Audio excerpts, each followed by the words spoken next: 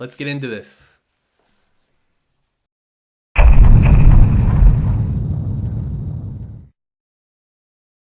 This is basically day 0. You are witnessing literally the very start of a project. I don't even have a game concept yet, so all we have is a Trello board with some very basic pre-tasks. So I think number 1, maybe just pick a release goal, like an actual date to shoot for, and that'll kind of frame the rest of my timeline and project.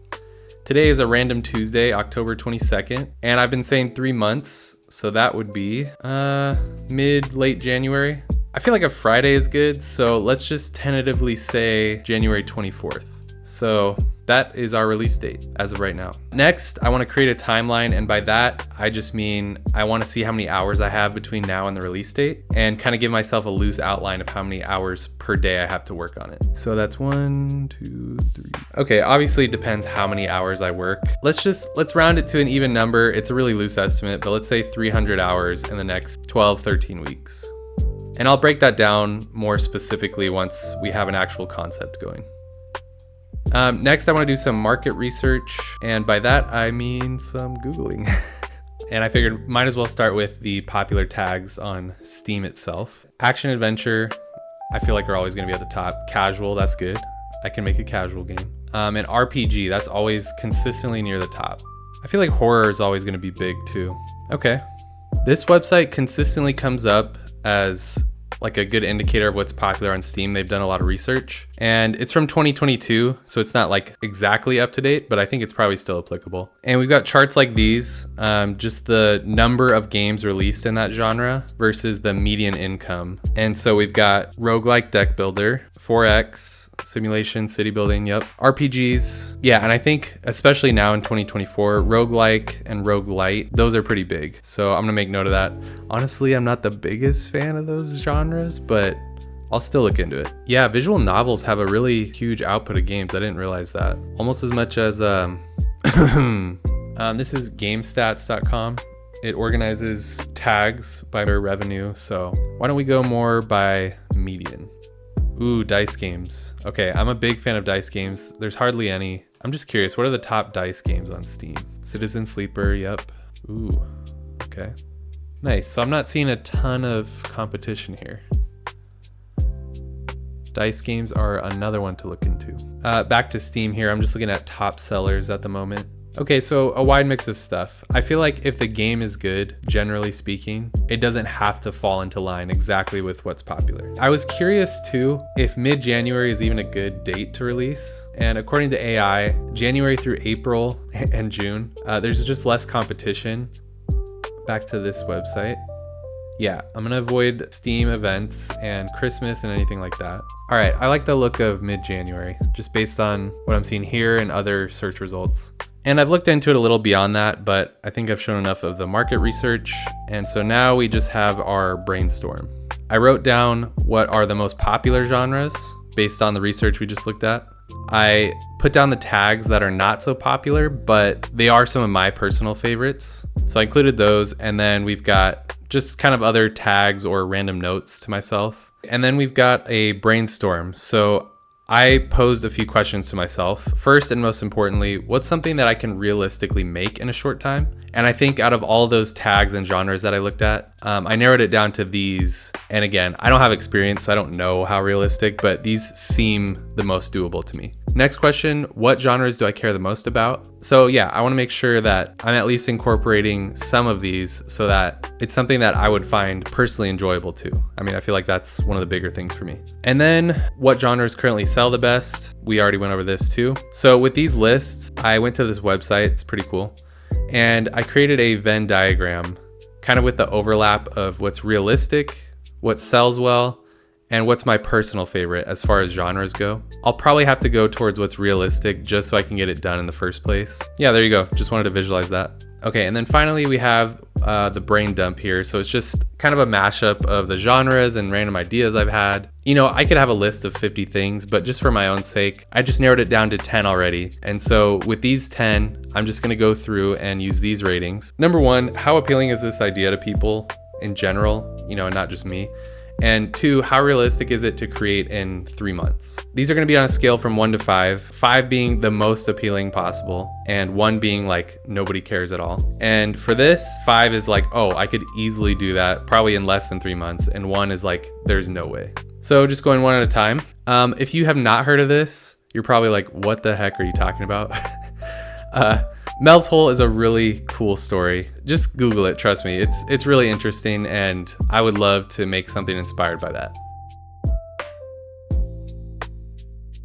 All right, so our final ranking here.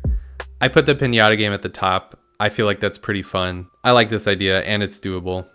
Same with the Mel's Hole story, the visual novel. Obviously, these top 3 are kind of what appeals to me personally, and I think that'll keep me going throughout this project. I know they're not best-selling things, but I just decided to go more this route because, you know, I don't want to burn out on something that I don't like just to try to sell it, and that's not really the point. All right, this is my current top 5. After just writing down everything that came to me, here's what we have. I actually really like all of these ideas. I'm already starting to get into the scope creep thing where I'm like, oh, I can add this and that, but I know it's not realistic. So this is just brainstorm, just making ideas. Pinata idea, I feel like that's gotta be top 2. It's doable. It's, you know, I can make it aesthetic. It could be dumb, but like entertaining in a simple way. Actually, this was a lot cooler than I thought than the Mel's Hole story. That's just weird to say. I'm gonna make Mel's Hole. Oh. Okay, well, we've got top 3. I'm just gonna start prototyping these things, and I'll add more ideas to this brainstorm list as I go along. But yeah, I'm just gonna see what seems realistic or not, and kind of end this week with confirming the idea and having some somewhat playable prototypes. And with that, brainstorming is complete. That was a good amount of conceptual progress. Now it's a matter of really narrowing it down and just picking. And once I have that, we'll make a new board or new task and kind of really divide out the time so I can finish this in 3 months. Crazy. Okay, so let me show you the level of work that I've gotten done so far. Besides brainstorming stuff, I spent my first couple days just trying to make the most basic games possible. You know, the ones everybody's like, start with these. This will teach you the basics. So I've got Pong here, as you can see. And I added like dumb sound effects to these games, you know. I just like making stuff stupid. It's fun. So there you go. Genius level Pong game here. Oh. Yeah, and then from Pong I made Breakout. Super ugly, but it works. Took me also maybe an hour or 2. So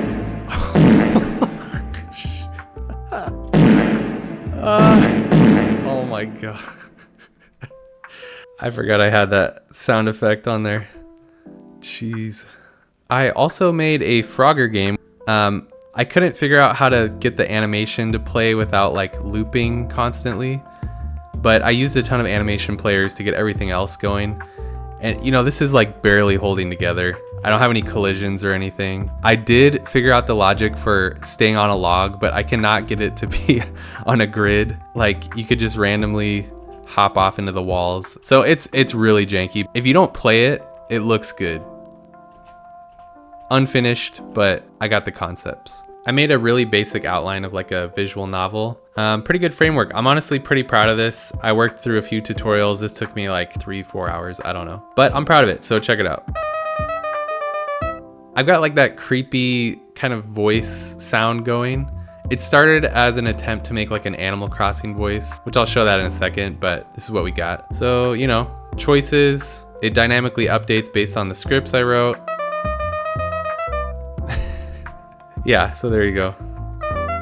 Wow, that's pretty grating actually. I'll change the sound. Speaking of annoying, we've even got the Banjo-Kazooie sounds.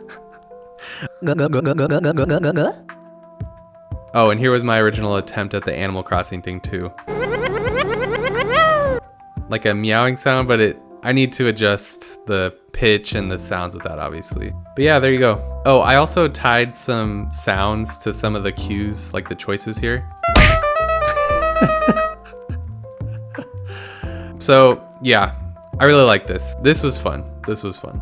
I am quickly realizing as I'm going through all these games that I cannot include all these loud, stupid sounds. They're very annoying, so duly noted. Funny to me, but probably not anybody else.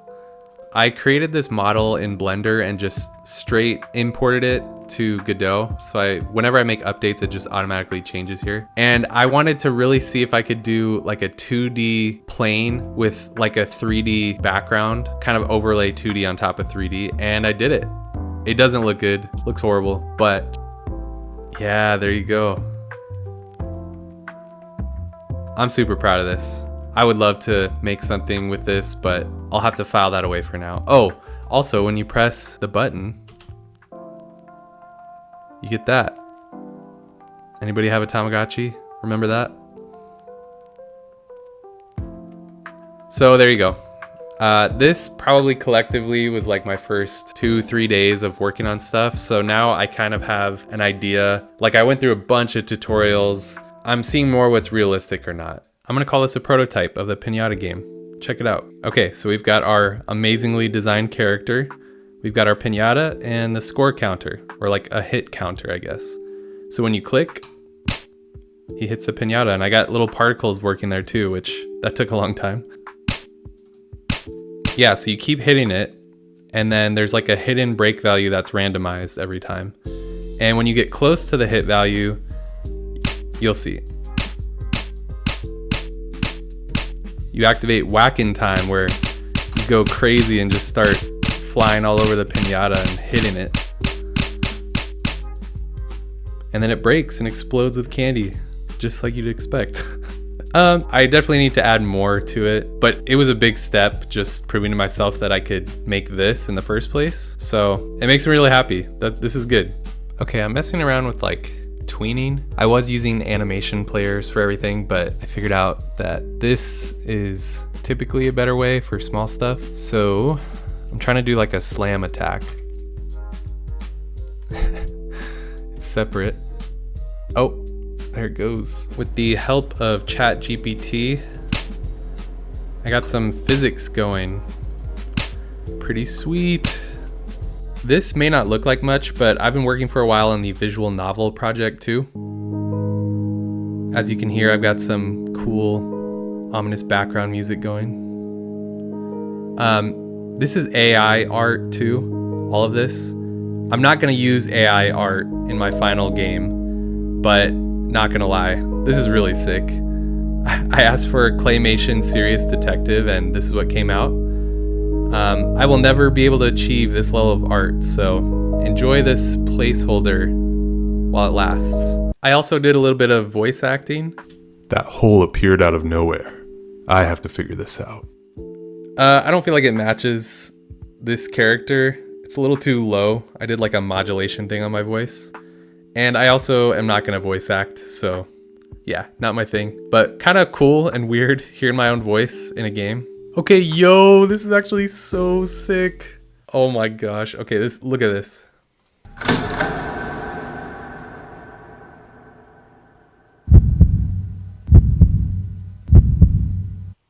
No way. Okay, I probably spent way too much time doing that, but I was able to get 3D working, rolling a die, like a sub viewport to put the 3D on top of 2D again. I definitely have to incorporate some kind of die roll. I was going for like the Baldur's Gate 3, like Disco Elysium kind of thing. That's gotta be in the game. It's so cool. Man, that was a really full week of work on this game, but it was really fun. I enjoyed all of it. I need to count up how many hours I did, but it was really a lot. The cool thing is I feel way more comfortable with Godot than I did even just this time last week. So I'm still gonna be using a lot of tutorials and stuff, of course, but it's really cool to see the progress already. And man, the YouTube stuff takes way longer than I thought. I'm kind of learning how to do this at the same time, honestly. So in the future, I'm probably gonna have to make the videos a lot shorter. I don't want the quality to get worse, but I do have to work on the game. So yeah, if anybody has good tips on like a workflow for that, let me know. So yeah, that's what I've done so far. I want this to be true for the whole project, but I'm open to any feedback. So anything on the game itself or these videos and what you want to see, or techniques or like code that I'm using, anything like that, I'm open to it. So let me know. Also let me know which of the ideas that I went through that you like better. I'm personally kind of leaning towards one idea over the others now, but I still want your input. So let me know in the comments. I'm gonna take a break for tomorrow, and then next week we'll jump back into it and start chipping away again. So I will keep working and I'll keep you posted.